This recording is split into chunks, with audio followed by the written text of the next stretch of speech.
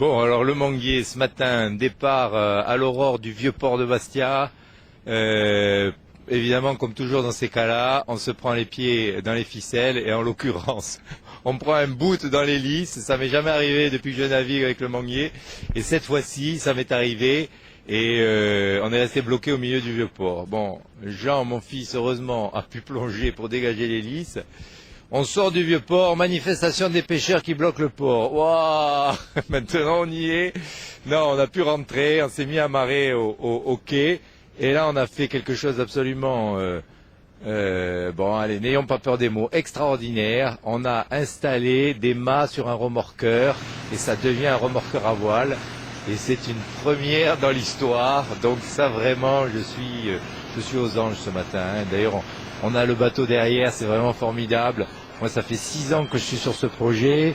Et là, aujourd'hui, voilà, on va enfin pouvoir installer un système tout à fait nouveau qui est destiné aux professionnels et qui a pour objectif de diminuer la consommation en gasoil.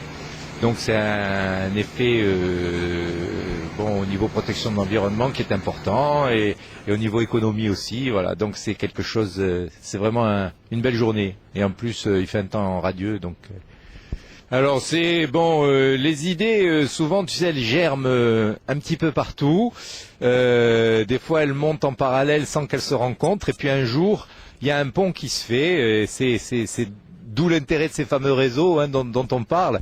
Donc moi j'avais déjà dans l'idée d'installer des voiles sur le bateau pour diminuer la consommation, puisque moi je viens de la voile et que tout de suite mon idée ça a été de mettre de la voile, parce que sur un voilier quand on met les voiles et qu'on marche au moteur, le moteur il consomme moins, c'est évident. Donc tout de suite j'ai pensé à faire ça sur le bateau. Et puis un jour j'ai découvert dans un petit article du Nouvel Obs qui traînait à bord qu'un chantier, non, l'université de Rennes, à travers un de ses professeurs émérites, travaillait sur un projet comme ça. Et je les ai contactés tout de suite. Et bon, ça s'est évidemment là super bien passé parce que on était dans les mêmes objectifs, les mêmes idées. Et ce qui fait que bon, on a développé ensemble le projet, eux étaient plus avancés au niveau de la conception. Et la troisième personne qui s'est jointe à nous, c'est un architecte naval, Marcel Stagnol, qui est un architecte de renom d'ailleurs, et qui très gentiment, je dis très gentiment parce qu'il a fait gracieusement, est venu à Bastia pour me faire toutes les études, les tests de stabilité, les études du gréement, de manière à ce qu'on soit vraiment sûr qu'on parte sur quelque chose de fiable et de réaliste. Hein. Et à partir de là, hop, banco, on y est allé, et j'ai trouvé une équipe formidable. Ils sont là à bord en train de souder, hein, avec Soude Métal ici à Bastia, qui ont dit ah nous ça nous plaît, on vient s'occuper de tout ça, et avec eux on a réalisé les bipodes là. Et enfin puisque c'est mâts ça s'appelle des bipodes et voilà, et on les a mis en place aujourd'hui. Ça a été quand même un travail de rien que de réalisation de 2 mois, et sinon sur les mâts on y est depuis le mois d'octobre à peu près, donc c'est quand même un travail de longue haleine quoi. Voilà, alors bon, à la base donc de tout ça, il y avait ce profond désir d'aventure que je porte en moi depuis tout petit, depuis que je navigue dans la baie de Saint-Florent et que je vois la pointe de Mortel, j'ai envie de passer derrière, et puis après ça a été la pointe de Course et ainsi de suite. Et donc j'ai vraiment envie de repartir à l'aventure, ça fait partie de moi.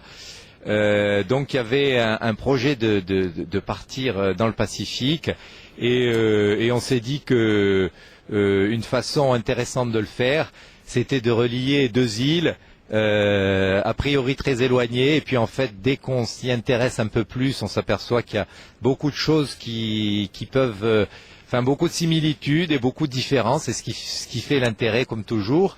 Et donc on a décidé de relier Bastia à Tokyo, au Japon. Et comme on aime bien les défis, on s'est dit pourquoi pas passer par le Grand Nord, tout près du pôle Nord, et passer dans les glaces. Et donc on a décidé de passer par le nord de la Russie, par la Sibérie. Et voilà, on part le 26 avril de Bastia à 10 heures. On espère qu'on aura une belle escorte. Enfin là, ça se met en place tout doucement avec les pêcheurs, avec les pilotes du port, enfin un peu tout le monde. Et normalement, on arrivera à Tokyo vers le 15 octobre. Je dis normalement parce que c'est quand même des routes qui sont difficiles. Avec des risques, notamment des risques météo, puisque les glaces, même si elles fondent à la vitesse grand V, il continue d'y en avoir beaucoup. Et nous on n'a pas un brise-glace, c'est un petit bateau, même si le Manguier fait 110 tonnes, ça reste un petit bateau. Et donc on peut être bloqué par les glaces et risquer à un moment donné de devoir carrément hiverner en Sibérie. Enfin bon.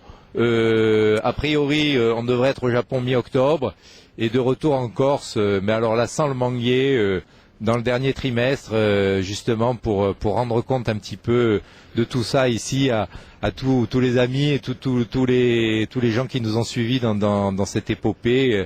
Et je pense à plein de gens.